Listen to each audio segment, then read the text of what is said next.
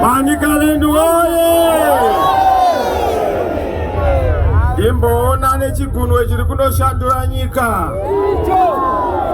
Imboona nechiguno chiri kunoshandura nyika. Maita enyu basa tinotenda. Manicaland, thank you very much. Tinotenda nerudo. Tinotenda nekuti gamuchira. The whole week inoi. Ndandiri muno Manicaland. Ndichitenderera muprovince ino ndichitaura nevanhu mumaruwa. Ndakabatwa zvakanyanya nerudo rwandakaona, rudo rwanga ruchiratidzwa nevagari vakasiyana siyana.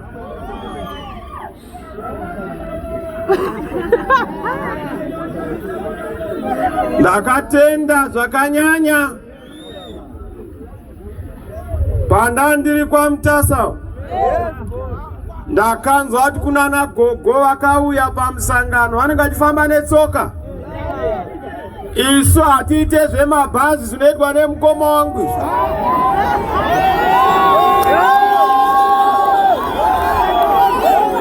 Mukoma wangu anotenderera nyika yose nemabhazi 500. Achingoadresa vanhu vamwe chete ivavo vachipuwa chicken in. Ndikati mukomana havadi huku dzako, vane huku kumbango, vanoda kudya zvavo. So ndinokutendai Manicaland province, makatitambira zvine mufaro. Basa randakaona kunana Chipinge checheche, munana Nyanyadzi ndakaona kuti musangano wakarongeka. We are ready to form the next government. We are ready to lead Zimbabwe unto prosperity. Are you ready for a new government? Are you ready for a new president? Are you ready for a new life?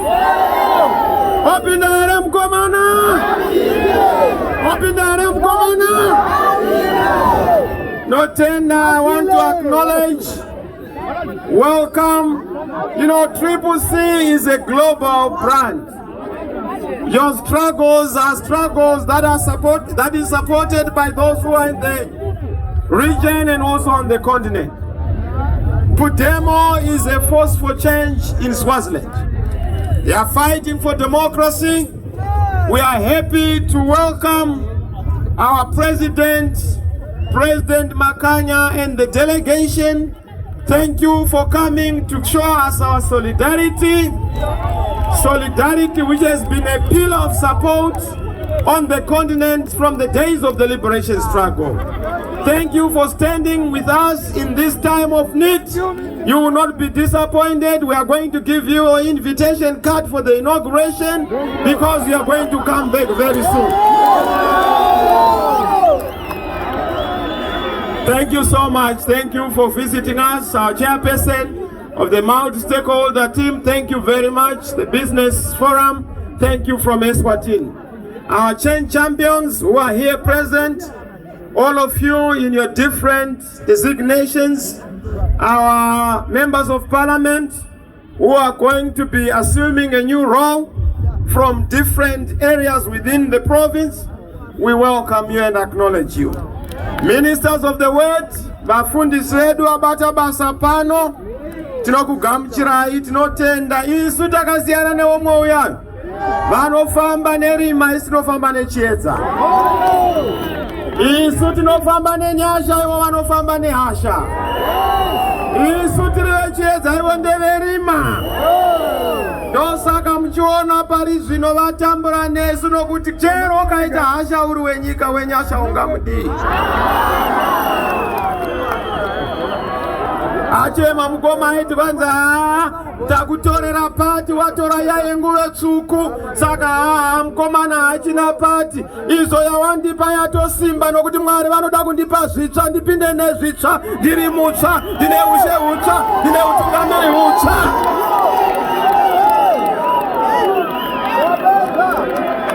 Akuchema izvozvo. ndairi kunomunyisa 2018 wakatibatirira akazoponyera kuConcord. Rwendo rwuno ndakati haaponi chero akaenda kuConcord kwacho. Gepu rinenge riripo tineta kamuzvambaradza back to back kuseri nokuseri.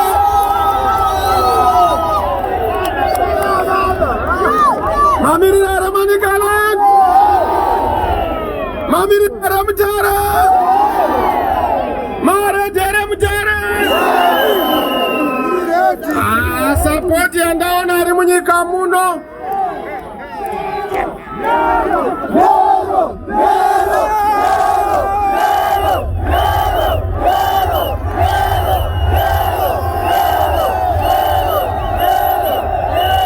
Ndatenga Manikaland.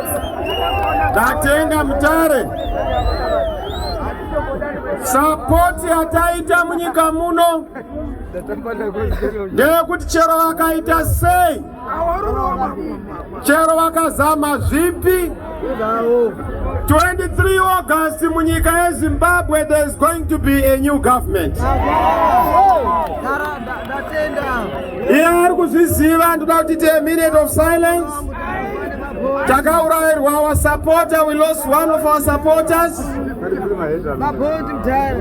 One supporter was murdered in Glenview. We also have Job Sikala in Garufume and other MRP political prisoners. May we observe a minute of silence. Also remembering all those who have been killed for politics in Zimbabwe. 1 minute of silence.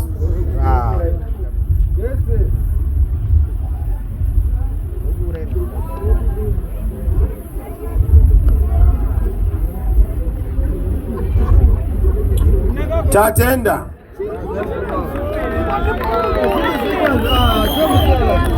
Ndati nditange saizvozvi ndiri muno maMutare.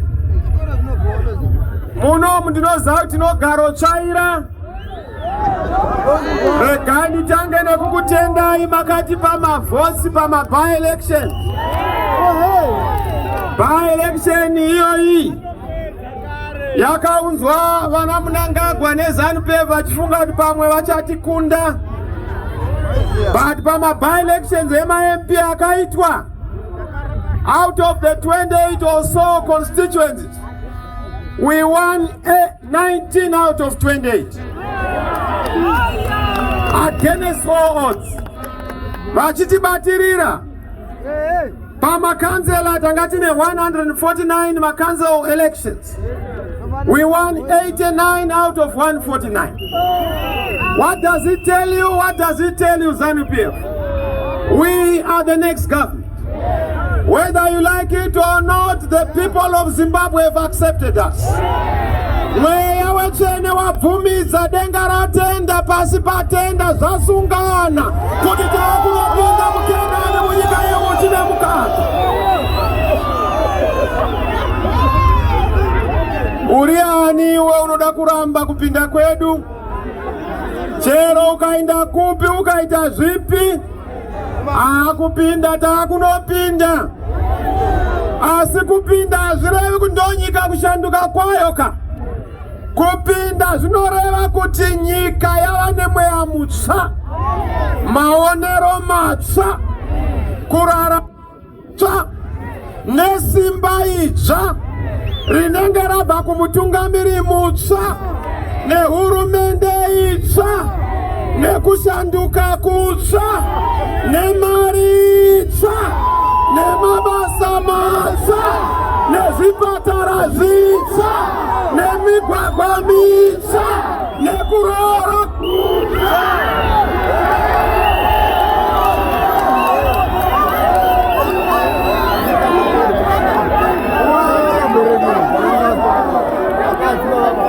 Vamwe venyu vakuti President Matikwa hatisi kuti ndemunorora madzimai matsva kana kutsvaga murume mutsva. Tiri kuti tienda unobhadharawo jeredzwa rakasara ratezvara nokuti mari yava.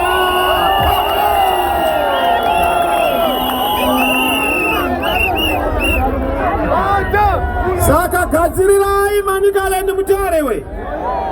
Gadzirirai, tambirai hurumende itsva. Zvandiri kutaura izvi zivai kuti mwezi waAugust tarangarirwa senyika. Chinotihwinisa isu tinohwina pamabvi. Isu tinofamba naJesu. Handina bakatwa utane muzere. Handina bakatwa utane muzere. Tofamba na tofamba na tofamba na tofamba na handina bakatwa utane muzere. Handina bakatwa utane muzere. Tofamba na chimboedzaiwa mutungamiriri wechiedza manyanya kuita mutungamiriri werima. 43 years mune rima chizamaiwo ndipouya naJesu wangu. Aiwa kazvinhu zviri kunochinja ka. Uchaona kuti hurumende painochinja neganda rako rinochinja. Uchaona kuti hurumende painochinja nemufaro mumba waunenge wakupuwa namai unochinja. Uchaona kuti hurumende painochinja nekumabasa kwamunoenda pakambani unoona kuti nabhosi unoona kuti zvinhu zvachinja. Saka handei tinochinja mutungamiriri. Kana zvinhu zvisingafambi munogadzirisa kumusoro. Nyika haisi kufamba, inoda kuchinjwa kochi. Kochi aripo mutungamiri wenyika. Nyika ita zvinoiri kutungamirirwa nemunhu asiriye. Chinokurakidza kuti nyika iri kutungamirirwa neasiriye. Migwagwa yenyu yamunofamba nayo inenge ine makomba ichimhangara kuti matikanganwa. Makatitsvetera munhu asiriye, tsvetai mukomana.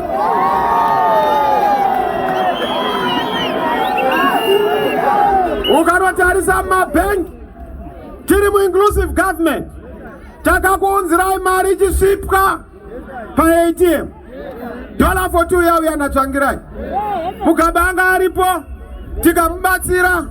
Isu tiri kumafoni. Ndikataura kuti vanhu muchange mune barika remaserufoni. Muchange makunakirwa mafoni achipa masimukati kudarika madomasi. Makaziona zvaitika iri nzwisa. Apa ungari muchati wedhongi nebere kuzoti mukomana netimu yake iwe. Wapinda here mukomana? Wapinda here mukomana? Wapinda here mukomana?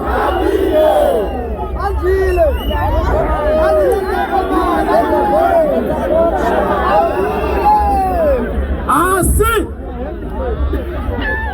tine zvinhu zvinoda kuti zvigadzirwe munyika muno.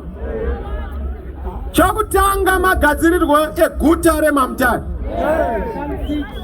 Hatingaite Mutare inova the hub of our tourism, the hub of our horticulture, the hub of our fruits nemaplantations, the hub of our mineral wealth kunana Chiadzwa. Yonzi Manicaland hamunawo kana airport yokuti vanobva dzimwe nyika vanouya vachimharira muno. Izvozvo ndo zvatoda kugadzira munhu arohwe nendege achinzwa ndege ichibhururuka ichisvika muno. Not only that, hatisi kuda kuti muManicaland oil nepetrol nedizili zvinobva kuBeira zvinopfuura nemuno zvoenda kuHarare zvodzoka kuno zvakudhura. Koti hadii kuti ngoisa mugodhi pano ndopanosvikira mafuta ochipawo muno maMutare.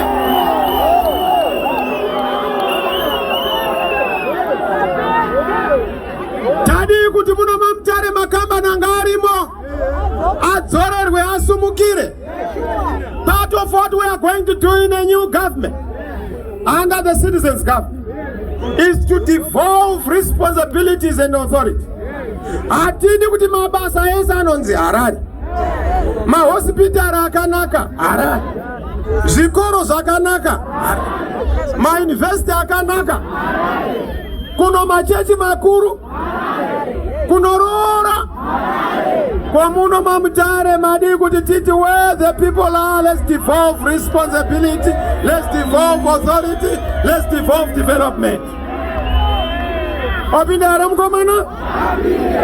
Opindare mkomana?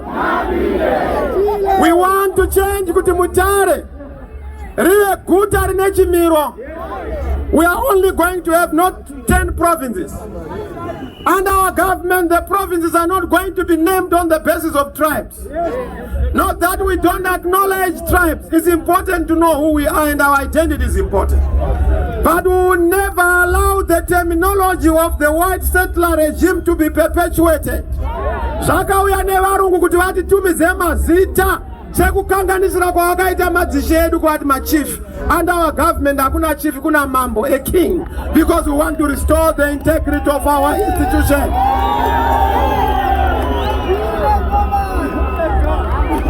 Equally, Panyaya ma province aiwa is ma regions. Only 5 regions.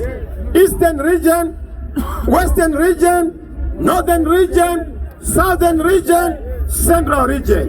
Kuno wachenjerwe kumabazwane kungwara kwenyu munenge muri Eastern region nokuti makagara makangwara hamuna kumbovuma zanu pia makagara makaipa. Zvirore maoko manikale ndi makapenga.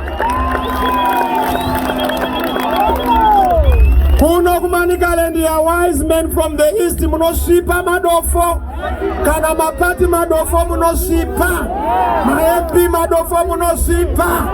Ma president madofo munoshipa. Dosa kanti kutenda 2018 kuno ndakarowa munangagwa sengoma ejekendisheni kuseri nekuseri. Makaita bakanaka.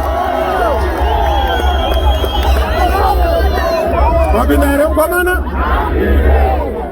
Azimandikale ndi mulekapenga so. Nakamuona ari pamarange mkomonga. Akapfeka gemens. Ndiyati gemens arisire matongerwe enyika. Ndiri kuenda kudenga mukoma siya gemens unorohwa neshamu. Atidi